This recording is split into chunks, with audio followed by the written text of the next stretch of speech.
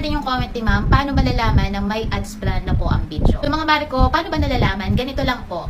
Pumili ka ng videos mo na may mataas na views na. So ngayon, meron ako dito na video mga mare ko. Eto, mataas talaga yung views niya. Pero bago yan nagkaroon ng C-Ads plan, nag-viral na yan mga mare ko. So dito po natin yung makikita. May nakikita kayo dyan tatlong dot. Ayan. Yung tatlong dot na yan, pipindutin natin. Yan.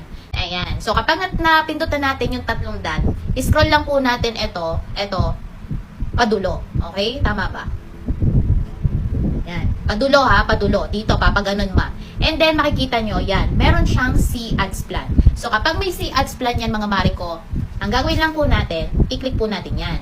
And then, makikita nyo, ads plan, confirm. So, i-click lang po natin yan para yung ads po ay makonfirm natin.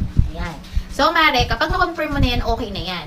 Malalaman po natin kapag may C-Ads plan na yung mga videos natin once na tumaas po ang views niyan. Mapapansin naman po natin yan kung lubag pa siya ng 200 plus mga mare ko, may C-Ads plan na yung video mo. Ang kagandahan kasi mga mare ko, kapag may C-Ads plan, na-select yung videos natin na malagyan ng ads plan ni seller or ni TikTok mga mare ko. So, ang gagawin lang natin dyan para magkameron yan ng maraming views at magkaroon yan talaga ng sale mga mare ko.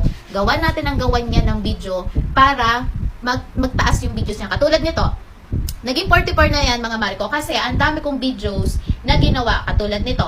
Ayan.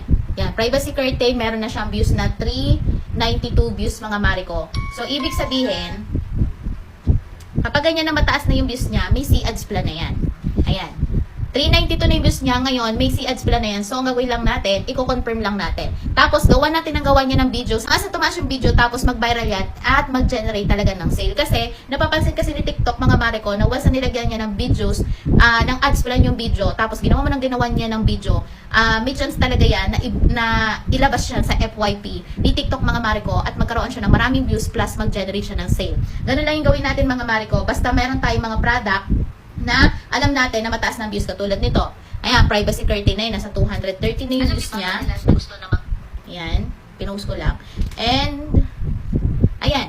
Oh, may C-Ads plans din siya mga mare ko. Just confirm it. Basta ano lang, tuloy-tuloy nyo lang yung paulit-ulit lang yung paggawa ng, ng videos dun sa product nyo na may C-Ads plan na. Ganun lang kadali. Kapag mataas na yung views mga mare ko, ibig sabihin may C-Ads plan yan. Confirm mo lang. Tapos paulit-ulitan po natin gawa ng video hanggang sa tumaas yung views, ilabas sa FYP, and then magka-meron yan ng generate sale. Ganun lang kasimple kung paano natin malalaman kung may C-Ads plan na yung mga videos natin, ma'am.